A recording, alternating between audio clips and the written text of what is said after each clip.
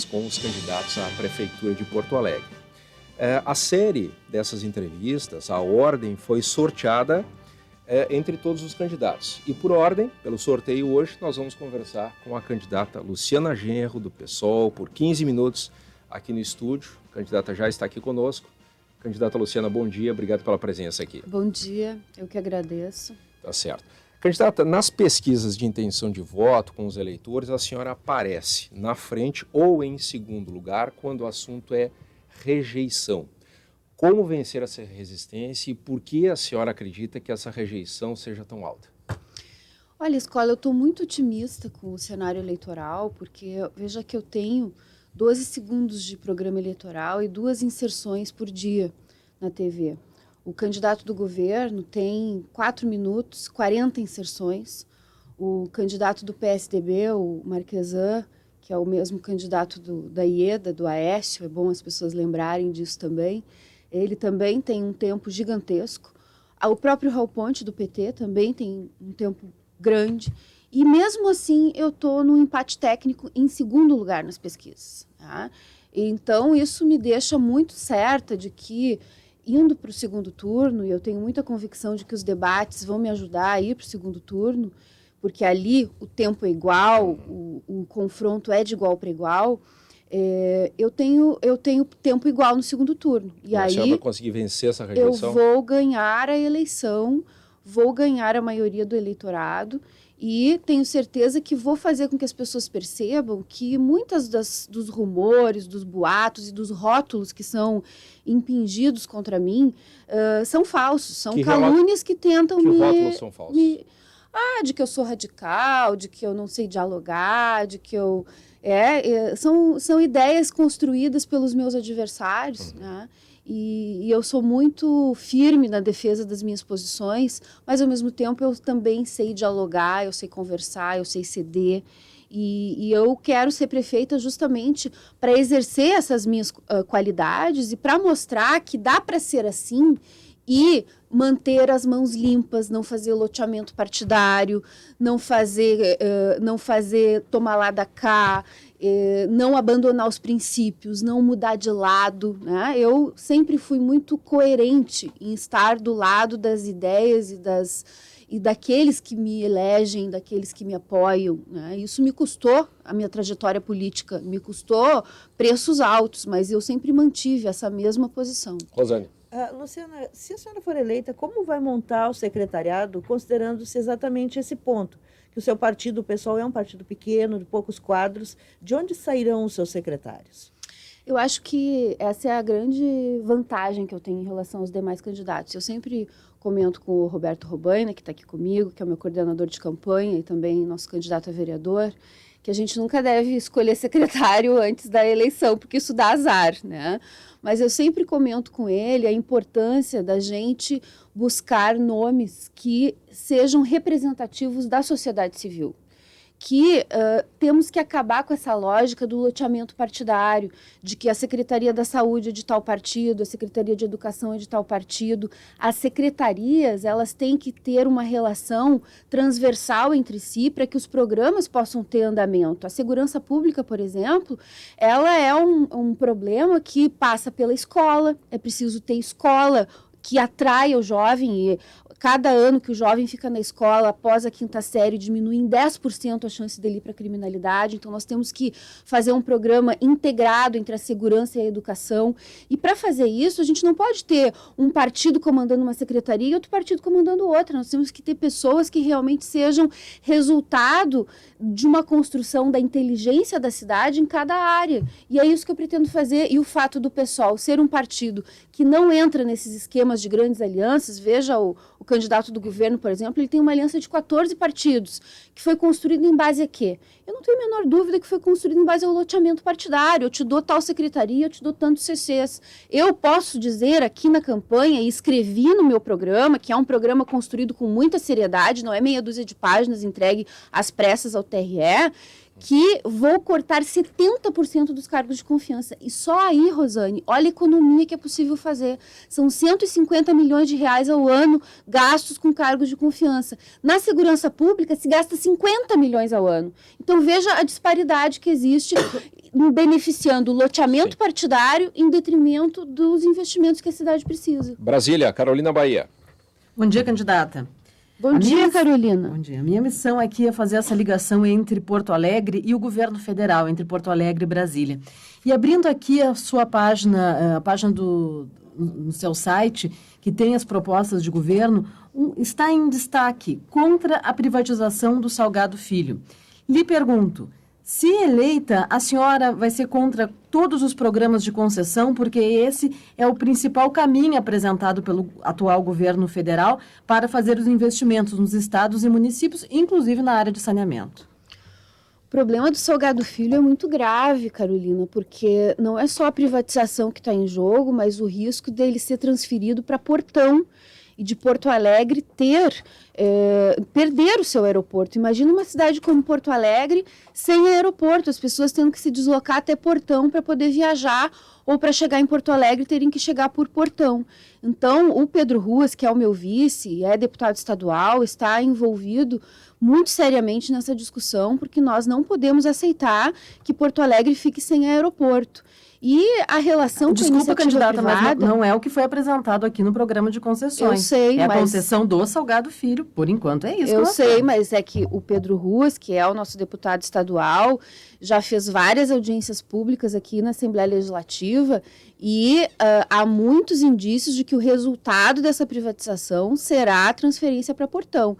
Então, nós queremos debater isso com a cidade. Nós não podemos ser surpreendidos por notícias que depois vão ter um resultado tão negativo para Porto Alegre como esse, que seria nós ficarmos sem um aeroporto. Candidato, o órgão mais visível da Prefeitura hoje, acho que também para os nossos ouvintes, é a IPTC, Fiscalização e Cuidados no Trânsito, Mobilidade Urbana.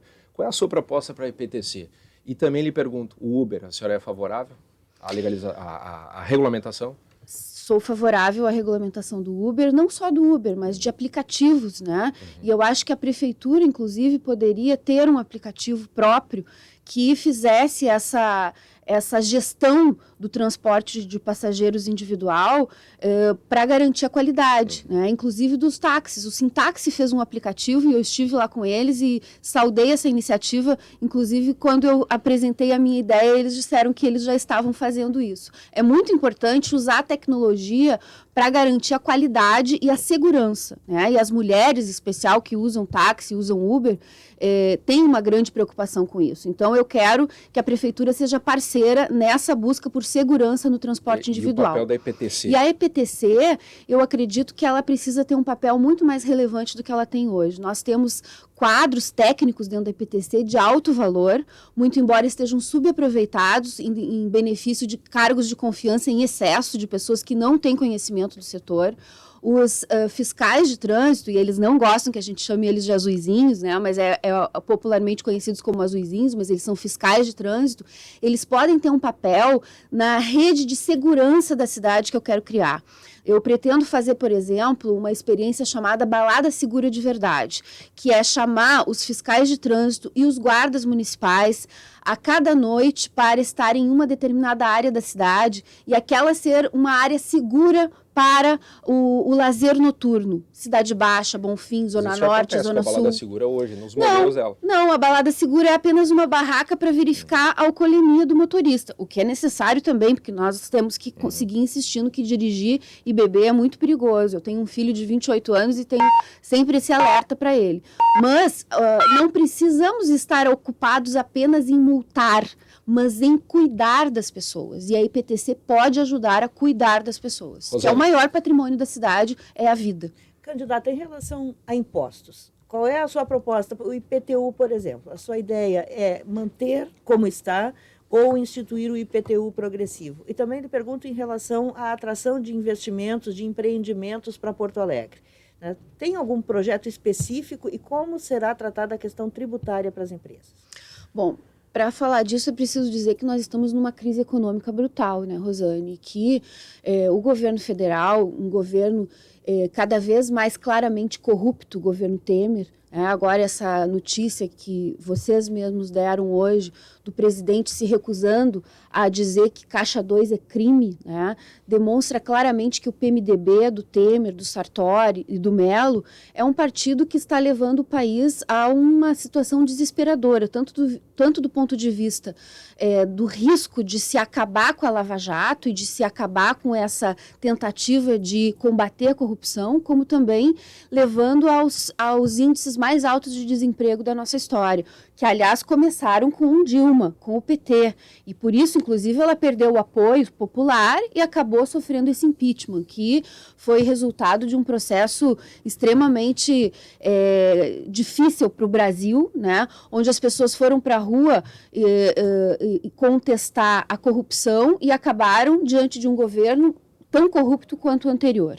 Mas os impostos. E os impostos. E por isso, diante dessa crise, desse desemprego, eu não vejo nenhuma possibilidade de se aumentar impostos. Eu acho que, ao contrário, a prefeitura tem que ser parceira na luta para a geração de emprego. E, para isso, é preciso que a iniciativa privada gere impostos, que ela tenha oportunidade de se desenvolver. A economia criativa, por exemplo, que é algo muito importante, nós temos, inclusive, uma rede de cidades criativas criada pela ONU, onde está Curitiba, onde está Florianópolis, onde está Belém do Pará, e Porto Alegre não está. E nós poderíamos estar apostando em certos segmentos da economia, como a gastronomia, como o cinema, as cervejas artesanais. Porto Alegre está se tornando um polo de cervejas artesanais. Então, a prefeitura tem que ajudar, fazendo com que o Porto Sol estimule esse tipo de negócio, né, fazendo com que o microcrédito funcione. Ele está completamente abandonado por esse governo, e, ao mesmo tempo, fomentando a busca por geração de emprego para os setores mais empobrecidos da população. Nós precisamos que a prefeitura ajude o povo mais pobre a superar essa dificuldade enorme de conseguir emprego. Candidata, nós temos 4 minutos ainda. Eu queria voltar a uma questão que a gente começou lá no início da nossa entrevista. A gente está falando dos problemas de Porto Alegre, mas aqui talvez esteja um assunto que pode levar àquela discussão sobre rótulos que a senhora considera que são colados na senhora injustamente. Por exemplo, governo da Venezuela, Nicolás Maduro, a senhora apoia, é contra, a senhora se inspira? Há alguma coisa que a senhora olhe nesse governo que seja inspiração para Porto Alegre? Olha, Escola, eu fui do PT e votei no Lula em 2003. E no final do ano em 2002, e no final de 2003, saí do PT e enfrentei o Lula porque ele estava fazendo alianças com o Sarney, com o PMDB, e indo para esse caminho absolutamente trágico que acabou nessa situação que nós estamos agora. O processo da Venezuela tem as suas similaridades com o processo do PT. O Chávez despertou grandes esperanças de mudança, fez mudanças importantes na Constituição, que ampliaram a democracia, mas o processo se degenerou. Agora né? a senhora condena E o governo eu da sou Venezuela. absolutamente contrária ao governo do Maduro. Eu acho que não tem nada a se inspirar ali. Nós precisamos, ao contrário, construir em Porto Alegre uma democracia real, uma participação efetiva da população na gestão da cidade. Eu quero, inclusive, criar uma plataforma de internet onde as pessoas possam oferecer suas propostas, e se essas propostas tiverem apoio, elas sejam encampadas pelo governo. Mas lá na origem do governo chavista, a senhora se inspira em alguma coisa que possa ser trazida para Porto Alegre? Eu me inspiro em todas as experiências democráticas construídas no mundo. O referendo revogatório, que está na Constituição da Venezuela, eu acho que deveria ser implantado no Brasil. Se nós tivéssemos o referendo revogatório no Brasil, não estaríamos hoje com Michel Temer. Teríamos novas eleições, que, aliás, foi o que eu defendi lá no final do ano passado, quando me pronunciei contrariamente ao impeachment da Dilma, porque ele ia resultar neste governo Temer. E eu queria que o povo fosse chamado a decidir os rumos do país através de eleições gerais. E se nós pudéssemos ter revogado o mandato da Dilma naquele momento e chamado eleições gerais, hoje nós não estaríamos com o Temer tentando fazer uma reforma trabalhista que vai fazer o povo trabalhar 12 horas por dia, que vai acabar com a CLT, e uma reforma da Previdência que vai aumentar o tempo de trabalho, dificultando a aposentadoria das pessoas que estão trabalhando, dando seu suor pelo Brasil e querendo se aposentar dignamente. Se a senhora for eleita, como é que vai lidar com os movimentos sociais quando eles trancam ruas e impedem o direito de ir e vir das pessoas? Eu vou sempre dialogar. Nunca vai haver trancamento de rua em Porto Alegre por falta de diálogo com a prefeitura.